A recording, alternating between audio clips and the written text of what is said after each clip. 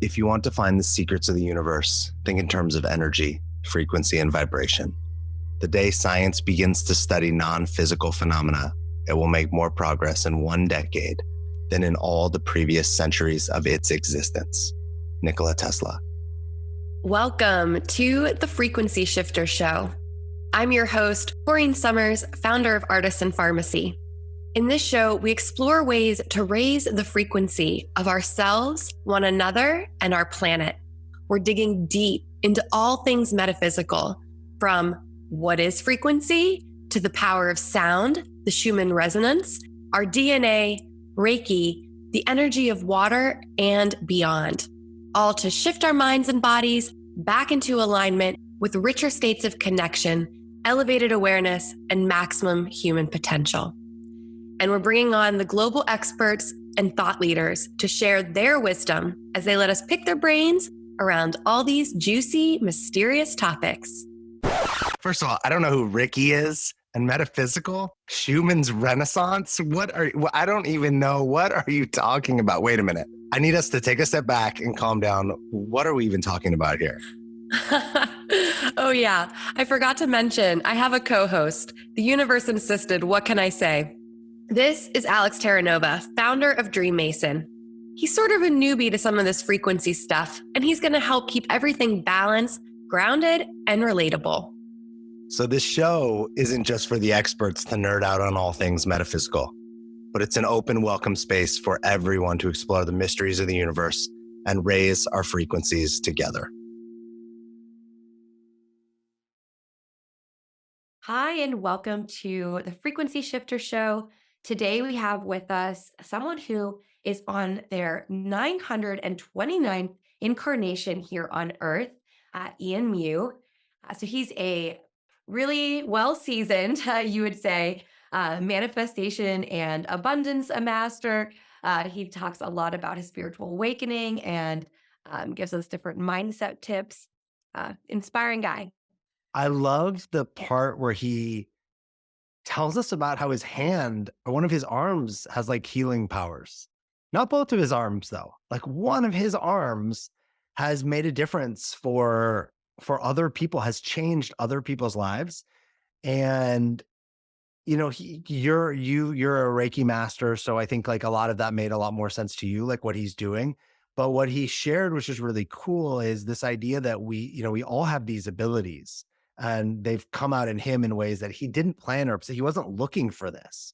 And I think his story and his journey opens up possibility for a lot of us. We also dive into the Akashic records, which is pretty interesting, which we haven't done a lot of on this show before. The other thing too is he's also a regular guy. He's not necessarily out there doing this work for money or for professionally. He's out there doing this work because it matters to him and it's enjoyable, but he also has a whole separate career, which I think is really fun. A lot of people that we bring on, they spend all their time in the work that we talk about here, and he has kind of a whole nother life to him. Yeah, that is one of the most interesting things about him and this conversation. And I do agree that the energy style that he talks about having just, kind of naturally discovered seems a lot like Reiki and some of the other energy healing techniques. So dig into the episode and check it out. This is so fun that you're here because, like I said to you before we even started recording, you're one of the first people that have come on this podcast that your frequency shifterness, I don't think we've said that before. We're going to coin that. Your frequency shifterness not only is part of who you are and what you're about, but it's not actually like the business you do. You're not running around trying to sell your spirituality or your ability to heal or your ability to help people, which nothing wrong with all of us that are. It's just, you're just the first to be on this show that's not where you're coming from. So let's just talk about that, because you don't describe yourself as you don't have like that, I'm a healer or I'm, a frequency shifter, I'm something. When you think of yourself, like, what do you think of yourself in the world as you bring all the parts of you together? Wow, I just am. I don't even know how to answer that question, right? There's so many aspects of me, right, that only recently that I've fully come to terms with, right? Like I think in our 3D world, people tend to, put themselves in different silos. It's like I'm this or that, right? I feel like I am this and that and that and that and that, and it is okay that we're all of the above. I love that response. It's such a guru response. I am a being. So that was beautiful. And it actually reminded me that when you gave us some information about you before coming on the show, that you had mentioned that you're on your 929th incarnation here. Wow, you remembered. So how long have you been around? How do you know this? How were you? I'd love to hear more about how you're in touch with that idea and that part of yourself. So I've been here for around 100,000 years. I was part of the second wave of the Arcturians that seeded this planet. I came upon this information years after my spiritual awakening at the end of 2009. And this was when I started talking to my ET family, or now I call them my star family. It was actually, I think 2 years after my awakening, I was so hungry for spirituality, for God. And I was just reading so much, like discovering, learning, meeting people. And suddenly these ETs started showing up. And I didn't even know what was happening. I thought, I was like, wait, what's your relationship to God or to spirituality? And then later on, I realized, oh, we're all part of the same the same story. So in terms of how I learned that this is my 929th incarnation, it's through my Akashic record. Once you tap into it, you can actually start looking into, where you came from, why you're here. I'm here for a very specific mission for this lifetime. And if all goes well, I'm heading back to the Pleiades afterwards. Hmm. So I have to ask, because when somebody comes on and they're like, my ET family, what can you just describe the experience? Like, did they show up and you like their physical form? Was it more in your, just describe it for us. Right. No, so I first started talking to them through channels. So I was at this event and I met this person by the name of Wendy Kennedy. And, they described her as, she's a channel for Pleiadians. I had no idea who Pleiadians were. And I didn't know what a channel was either, but I was just very curious and I was fascinated. So I, went up to her and said, hey, can I do a session with you? I don't know what this is. It's just for pure curiosity. So we did. We had this amazing session. I was talking to Pleiadians. And at the end of our session, the Pleiadian said, by the way, you're one of us. You don't need her to communicate to us. You could just talk to us directly. And if you really need proof, we'll put something in the physical for you. And I was like, whoa. Okay, clearly this lady, she wasn't here to, just to like sell her service to me. Because if she did, she would not say something like this to me. Right. So yeah, that's how that journey got started. But I'm not clairvoyant. I don't really see. And also with a lot of ETs, or again, star beings, they don't show up here because of the frequency level, the density. It's just, this is really, really hard. Like when you're a fourth density or fifth density being, for you to come down to third density, it's just, so typically they meet you halfway. And they're like, we'll go down to this level, you go up to this level, and then we can communicate. You should just touch on that for us. How do you communicate? How do you go up to that level? I don't know how I do it. Now I think, one thing I realize is I'm clear cognizant and clear sentient. So I feel them, every time I just say, when I set the intention to connect with, say, star family or with my angelic team or angelic family, they just show up. I can feel it in my body. Like it's just like buzzing sensation. And then suddenly this frequency changes. Right. And then, and also I have these conversations, when I was younger or when I was little, I just thought I was talking to myself in my head. And only recently I realized, oh, it's me communicating with my higher self and with these other, beings. But the thing is, when you hear them in your head, it's your own voice, right? But something shifts because sometimes you're like, whoa, this is such a profound wisdom. Like, I didn't know I had that, right? It Yeah. is me because, again, we're all connected, we're all one. But at the same time, we also like someone just stepped in. Sorry, continue. No, I was gonna ask, like, does it come on? We've talked to a lot of people, a lot of different channelers and people that have had these experiences, and I'm just so fascinated in learning more about the different ways that it occurs. Does it happen more, like you just said it, as thoughts? Or does it ever take over when you're speaking, like more as a channeled thing, or is it always private? And is meditation involved, or is it spontaneous, like you're chopping vegetables in your kitchen or something like that? Or is it sleep? Like what are you doing at the time and what mental state are you in when they show up? Uh, all different states. um, it doesn't have anything to do with meditation, at least not for me. And when I meditate, I try not to connect. I just want to be in this place of stillness. Um, but occasionally, the past was like, okay, show me. Like the first time, when I did I bought this book on channeling. I was like, maybe I'll try it, see if this is for me. And then I realized, okay, this is not for me. Like, it's great. These other people love to channel. I think I probably can, but this is not for me. And the first being I channeled was Lao Tzu. And that was really because I was expecting, Archangel Michael or something. Right. And then this Who is being showed that? up. I'm sorry. That's a dark energy, isn't it?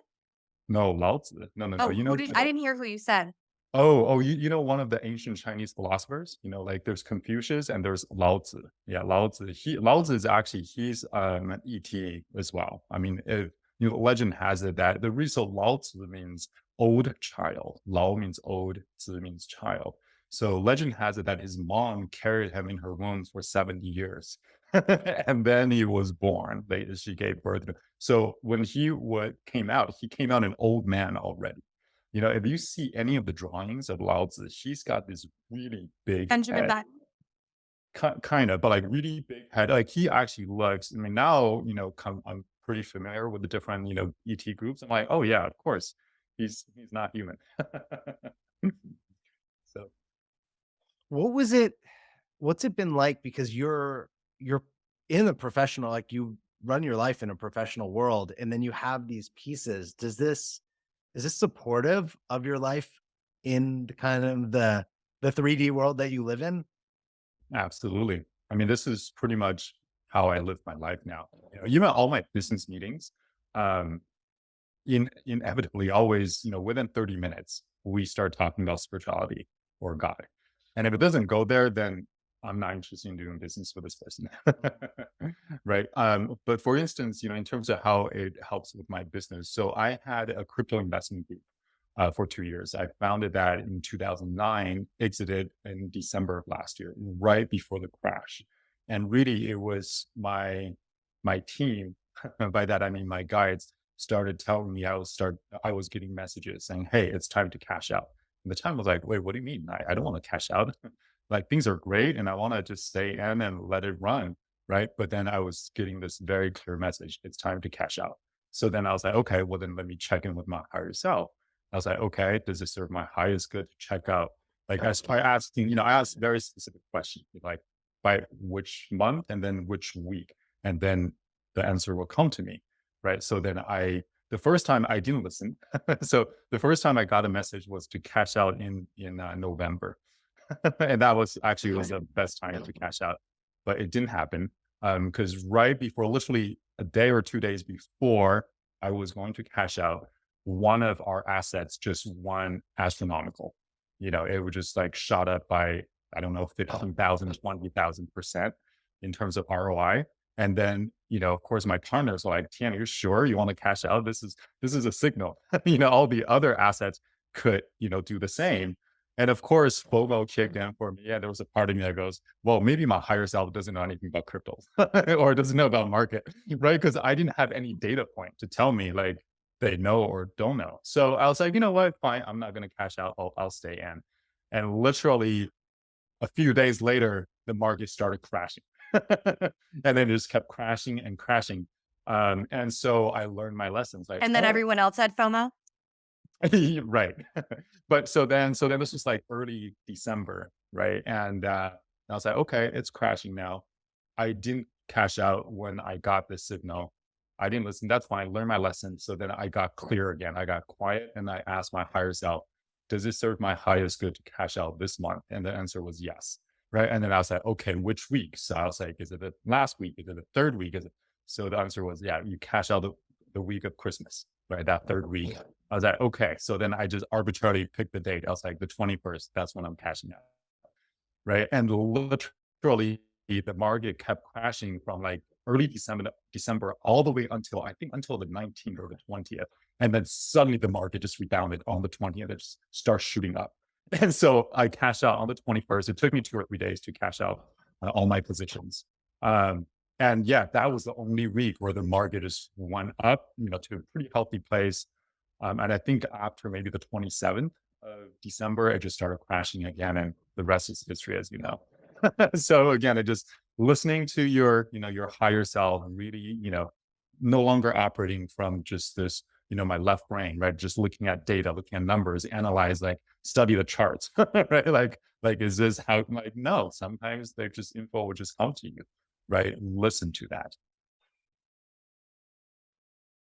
Interesting, actually, that you cashed out on the 21st. That was the date of the winter solstice that year. That's actually why I picked There's a that lot date. of eclipse energy around there. Oh yeah, yeah, you knew. I want to go back to something else you said earlier about you mentioned the Akashic records. Could you just tell us first, for anybody that doesn't know what the Akashic records are, explain a little bit about that and tell us about your journey with going back into your past experiences and how you were able to do that, So Akashic and records. how you specifically learned or taught yourself how to do that. Oh, I didn't teach myself. I work with various different Akashic readers. But so Akashic records, as I understand it, is basically they're the records. It's basically records of every single event and every single thing in this universe throughout all time, time and space, including, what's happening right now. This is being recorded in the Akash, right? And there are numerous locations where the Akash is being recorded. One place is actually inside of our DNA. I'm really sorry. There's a garbage truck outside. So that's one place. Also, and there's another location I know that's inside of our planet, inside Earth. There's this, I recorded on these crystals, but it's not a place that humans can access. Also, Akashic records are recorded on the, in the fourth dimension or the astral planes, the astral realm. So that's really, and it's not just for people. I mean, you can open Akashic records for animals, for plants, for buildings, for places. It just, again, everything is alive. Everything has consciousness, right? And so everything that happens is recorded. And also because, since everything is happening simultaneously, right? For us in this reality, we experience this linear progression of time, right? That we call past, present, future. But in actuality, everything is happening simultaneously. And this is why you can access your future records, because that's already happened or it's happening right now, So I hope that answers your question. Yeah. Sorry, I misunderstood that. I thought that you were saying that you went back in years. Many people actually do teach themselves. I've been able to access mine through different, some trainings that I've done with I'm a Reiki master as well. And so we've done some trainings together and worked with that, as well as read some books. But if you have anything to offer for those that might be looking to have someone read their Akashic records, how did you find someone that you could trust to go down that journey with you? I think they just show Personal. up. I think they just show up, when you're ready, you meet a certain person, and or sometimes someone will say, Shamans. oh, I just had the most amazing reading, and and if it suddenly resonates or it just piques your interest, for me, I just follow my heart, right? Whenever I get excited about something or about someone, I just go, okay, let me check that out. Right. And again, I there, it's something I also looked into. I was like, okay, do I want to learn this modality? And the answer was like, no, you don't need to. Don't spend, like, stay in your lane, right? Like, I already have many different lanes. I have different superpowers and magic. It's like, yes, you can spend time and learn this thing, but there's some other people that's their thing. Let them do their thing. And you just really hone in on your magic more and just, serve from that place. Let's talk about how you incorporate all this. How do you do business differently with all of this information? Ah, interesting. Okay. I'll start from the beginning. Um, so I had my awakening back like end of 2009. At the time, I was running a game studio. So I had a game studio for 17 years. I co-founded that in 2002, exited 2019. Always been in technology, and I was actually an atheist prior to my awakening, right? I didn't believe in God or spirituality or anything, anything of unseen, right? If I can't touch or smell or taste or, see it, then it doesn't exist. That was my belief system. Uh, but I did experience a lot of supernatural phenomena growing up, but I just didn't know what they were. And since I didn't believe in this other realm, right, and no one around me could tell me about them, I just thought, okay, maybe I imagined that, or maybe that was just a random event, right? But it's really after my awakening, I could look back and go, oh, that's what that was. Oh, that's what that was.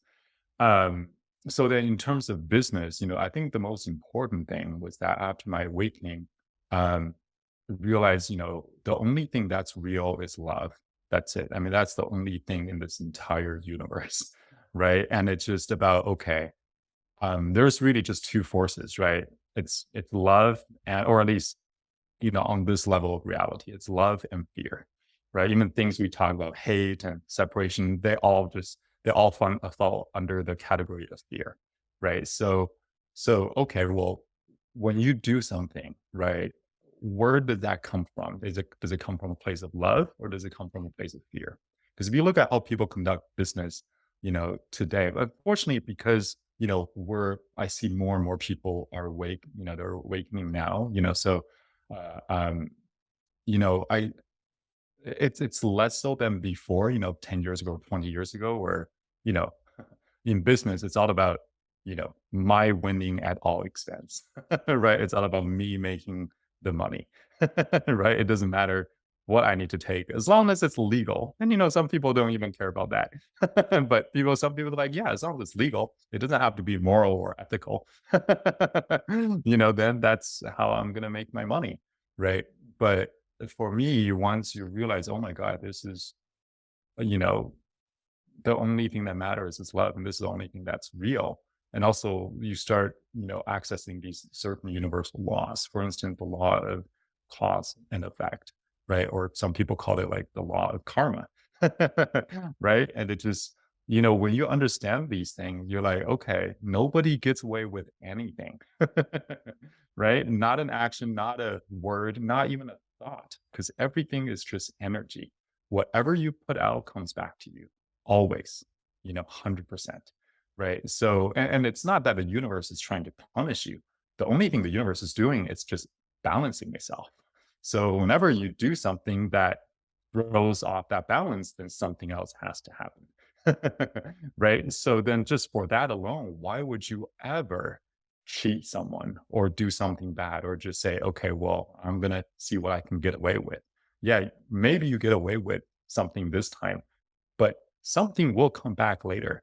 And it's not always a one-to-one relationship, meaning, say you cheated someone out of a business deal this lifetime or this time. Yeah, maybe, you get screwed on a future business deal. Or maybe you get into a car accident. Or maybe something happens to you on your, with your health. There are different ways where this balance happens. It comes back to you.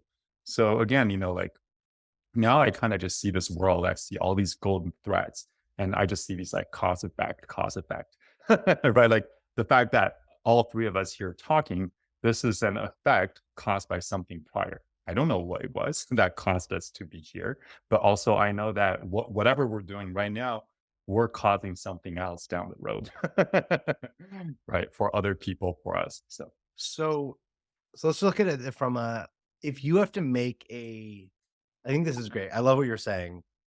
If you have to make a decision in your business that might hurt your business right now, but you feel that it's the right decision, oh, right? Based on this. that's all I do. So right now, I only ask myself one question before like I walk into any situation. The only thing I ask myself is, does this serve my highest good? That's it, right? If the answer is yes, this serves my highest good, then I'll do it. So I'll give you an example. Say you're about to walk into this investment opportunity, okay? And you can ask, does this opportunity serve my highest good? And your highest self may say yes. But that's not the same thing as you're going to make money necessarily on this deal, right? Now, you can also ask yourself, higher self, would this investment deal make me money? And your higher self may say no. And some you're like, wait, what's going on? If I'm not going to make money or I may even lose money, why would this serve my highest good? Because again, life is not about making money, right? Yeah. It's just we're here for different experiences. We're here for different lessons, for personal growth. So maybe in making this investment into this thing, you're going to learn something about you. You're going to acquire certain skill that's really going to set you up for these future deals, right? So yes, you may lose your money right now, but it serves your highest good. So again, like that's the only question I ask myself now, like before I commit to anything. And if it serves my highest good, then that's all that matters. It reminds me a little bit of Corinne. I know you want to jump in. It just reminds me a little bit of sometimes like we take a step back before we go forward. And I know, and I had a situation recently where it was like, wait, am I really going to do that? And I feel like it's the right thing to do, but it was like steps backwards. And then what showed up on the other side of it was just, it felt like I was being rewarded. I don't believe that it's like so intertwined. Like the universe was like, good job, and patted me on the head, wrote the reward. But I do think had I made a different decision, then the dominoes or the cause and effect would have been different. And the thing that would have happened next might not have happened. Simply like, I love that you put it in cause and effect terms. Corinne, I know you had something you wanted to jump in with. Yeah, and then I just got caught up in the cause and effecting because I totally agree. You're right. It's all connected. And I like, well, I don't think everything is energy, right? And that can change very quickly when we shift our energy. Yes. Actually have an impact relatively quickly in how people are receiving us or perceiving us, how we're showing up in the world, and things like that. So that makes sense to me. I don't know exactly what I believe about the laws of karma, but I believe in universal laws or how it's connected to, what other lives we may have lived. But I definitely believe in universal laws and in holding our frequency. And that you brought up again this how you ask yourself this question. I had actually wanted to ask about that earlier. You said that that's another way that you connect to your guides and those that you consider your star family. Are there any other? And this is actually a common theme with a lot of our guests that are connected to another realm. This idea of asking questions.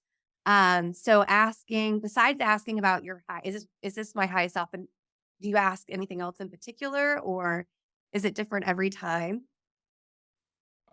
With regard to When you're, well, I guess when you said that earlier that you ask questions whenever you're connecting to your guides, like anytime you're making a decision or that they speak to you kind of in question and answer in your head, like when you're talking to your alien family or things like that.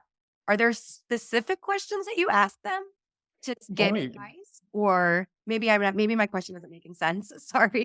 no. I only ask this one question now, which is, does this serve my highest good? That's the only question. And also, I only ask my higher self this question.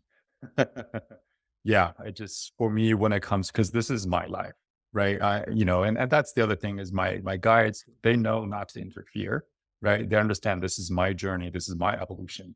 There is no should, you should do this or you shouldn't do this. Like they know not to, get in my way.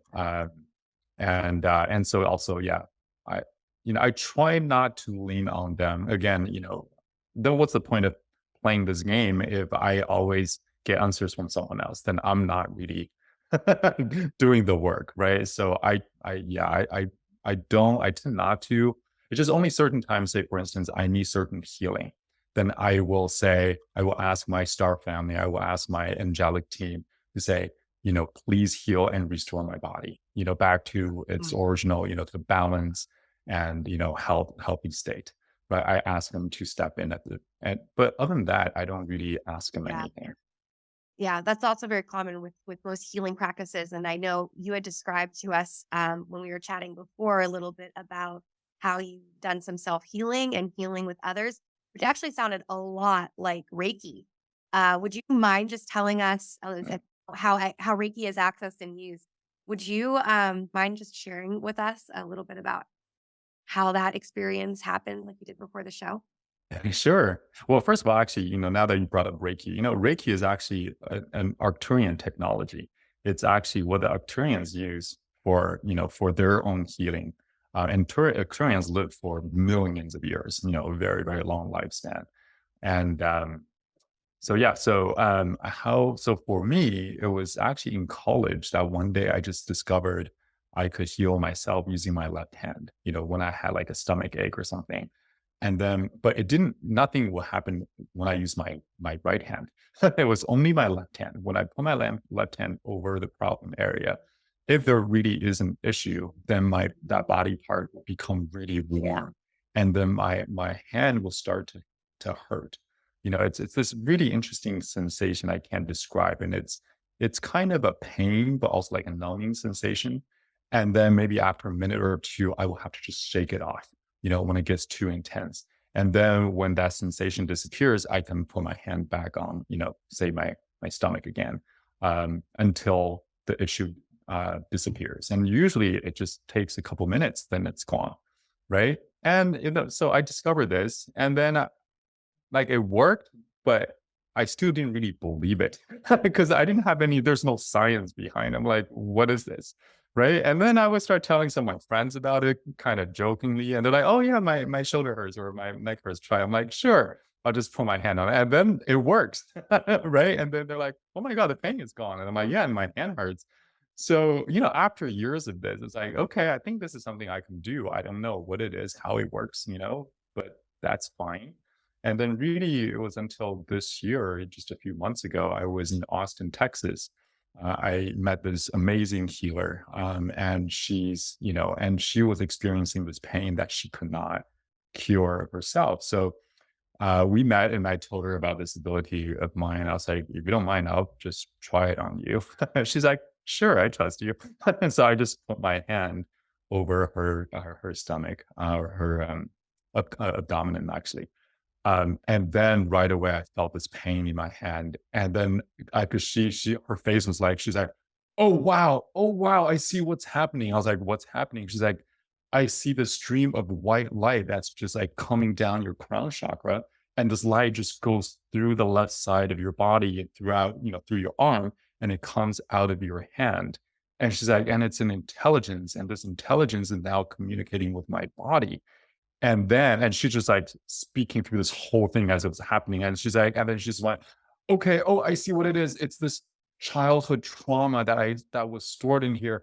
And boom. And then it just came out. She's like, oh my God, you just like, it came out of me and it went into your hand. And that was it. And then that pain just completely went away for her. Right. But it actually hurt me for a few hours, but finally I was able to get it out. And she also asked me, she's like, well, does this pain or do these things, do they travel in your body? I was like, fortunately, they don't. They always just they just stay in my hand, and then I'm able to shake them off. Or maybe I touch a tree or touch the ground and just, they leave that way. And that's also when I learned a couple of years ago through, talking to my star families that, I have this implant in my left wrist. And it's this thing right here. Some people can see it. There's one person, when I showed it to her, she was one like, whoa. I was like, what happened? She's like, that thing, your wrist, this implant, it's like a lifesaver. So I guess this thing is what's like keeping it. Like, so whenever I do work on people, this thing, they don't travel. They just stay in my hand, and they're able to transmute it or something. So again, I don't know how these things work. They just do. So so you described a lot of it as like, that sounded like emotional pain. And I don't think any of us question that we manifest our emotional stuff into our body.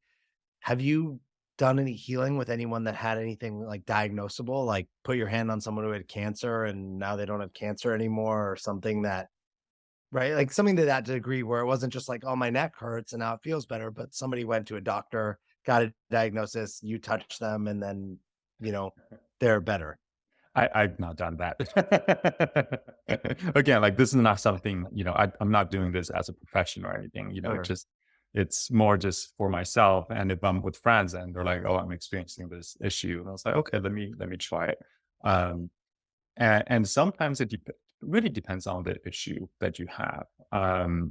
It may take multiple sessions. And even on myself, I've had issues where it's not just within minutes, it will be gone. Like I would just put my hand over whatever area for a few days, but only like, minutes at a time and then multiple sessions.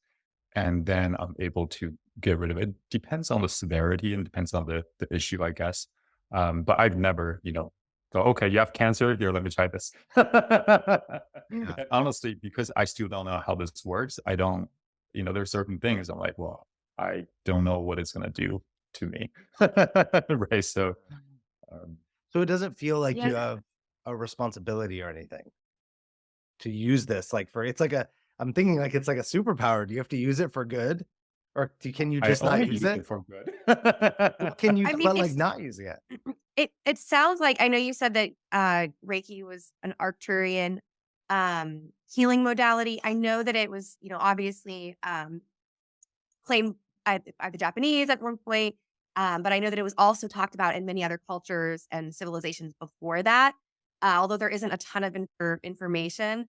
And some people have been known, like I've actually heard of it before, that people have kind of spontaneously accessed that energy. And different types of, Reiki isn't the only, I think it's a universal energy, but it's called many different things. There's quantum healing. There's so many different, and like we're interviewing all types of different healers that kind of talk about the same. They're accessing a very similar thing, which, who knows exactly what this energy is, but it's really cool. I think that there's different ways to access it, and that it maybe came spontaneously to you.